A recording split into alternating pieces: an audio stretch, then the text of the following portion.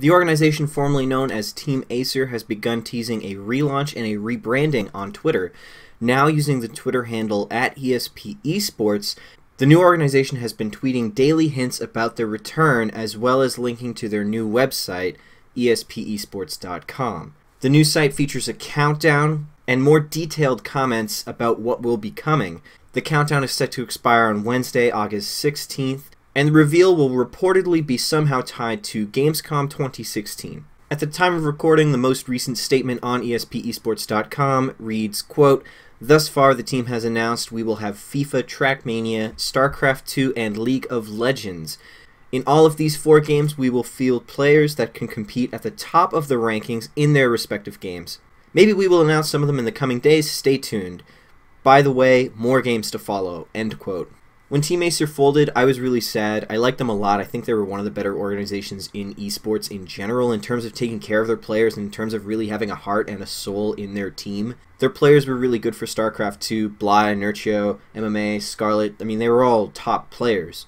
Not only were they top players, but they were interesting as well. They made me want to watch them play. So I was really sad when Team Acer announced that they were shutting down, but now I'm really happy that the brand is coming back, or the people behind the brand are coming back, because like I said, I wasn't a fan of Team Acer initially. They made me a fan. Hopefully they'll be able to put that same kind of effort and reproduce the same kind of result for their future fans.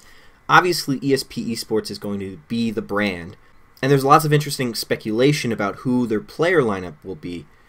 Bly hasn't been on a team since Acer folded, and although Scarlet joined Dead Pixels, she's since removed all of the Dead Pixels imagery from her social media. Having said that, Nurchio is obviously a member of Uranus Gaming and has even just recently secured sponsorship, which we're going to talk about later in the video. And MMA is obviously in the Korean military. So while we won't have a full reunion of Team Acer, it does look to be something of the sort.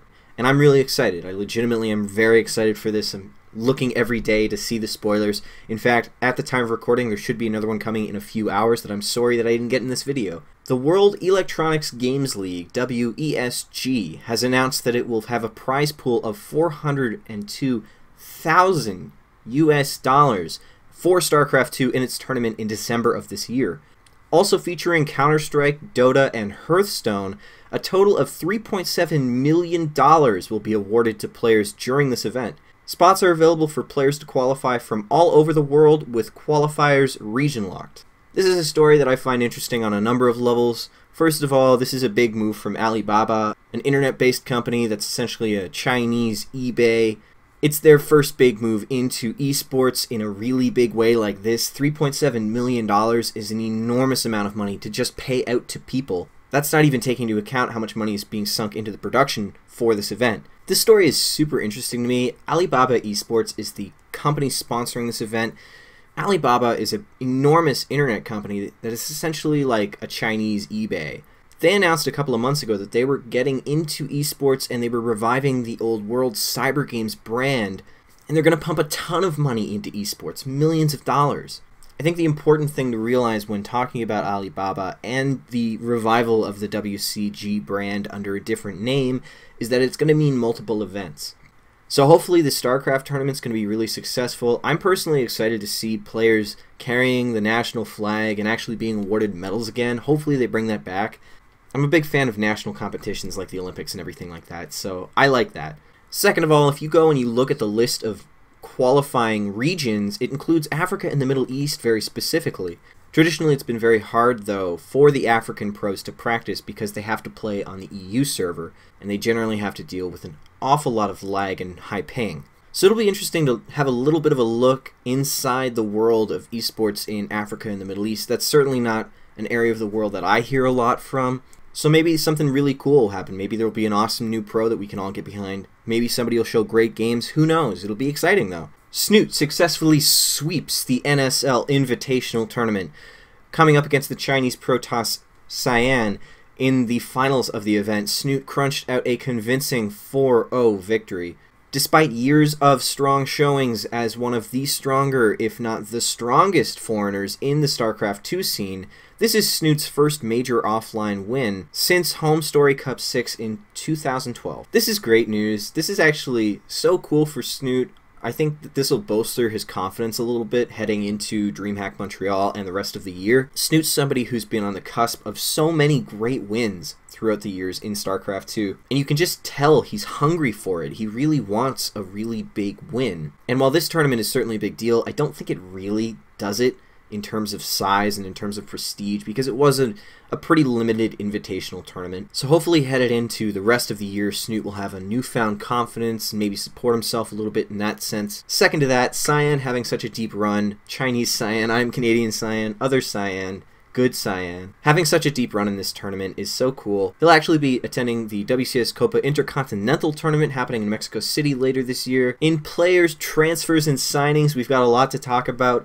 North American Protoss Bales has left Flipside Tactics and joined Elevate. Polish phenom Nurchio has signed a personal sponsorship with Red Bull Esports. And Psystorm Gaming has signed Korean Terran and former YE Spiders member NATO. Uthermal has also announced that he will be departing AT Gaming after DreamHack Montreal. He is currently seeking a new organization. There's so much to talk about here. I mean, I remember tweeting out on Tuesday of this week, there was so much going on. I was really excited to talk about it in this episode. So first off, we've got Bales moving from Flipside to Elevate. Flipside is an organization that I marked a number of months ago as the next big thing in North American teams. They had a run of signings where they picked up a couple of really great players, Bales and Puck. Jon Snow is on the team. They have a number of great players from the North American region, and they seem like they were really getting ready to burst out with a ton of very high potential picks. Of course, now most of those picks are gone, with Puck joining Root and Bales obviously joining Elevate. Flipside Tactics manager Cav actually responded to a comment that I made on Reddit,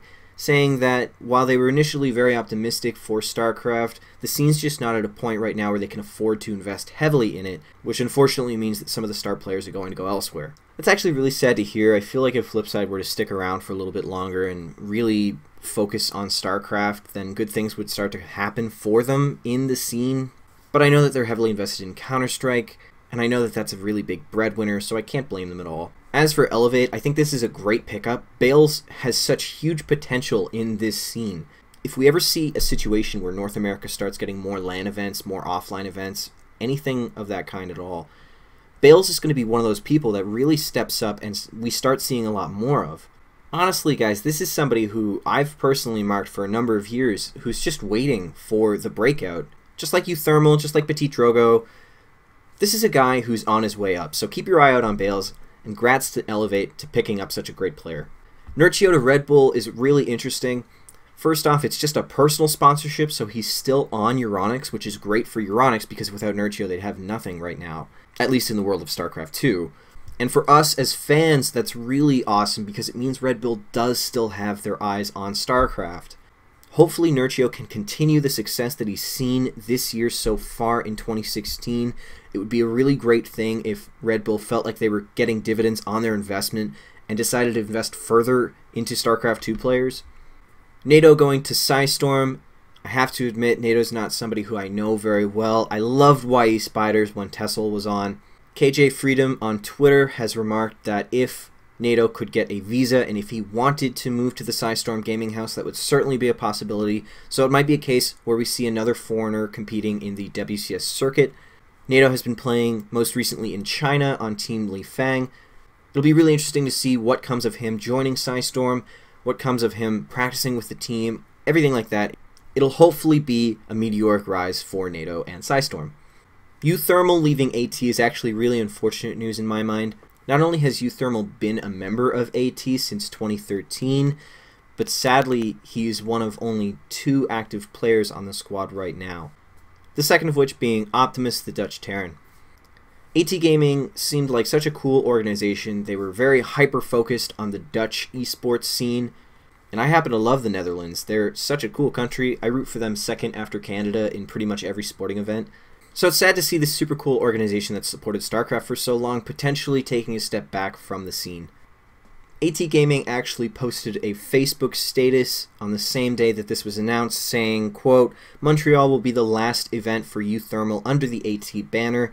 During the contract negotiations, it became clear for both parties that with the performances from Uthermal last year, with among others winning IEM Shanghai, it is time for him to make the next great step in his career. We'll make a grand post about this later this month, but we wanted to announce this now so the other organizations have the time to pick up Euthermal, end quote.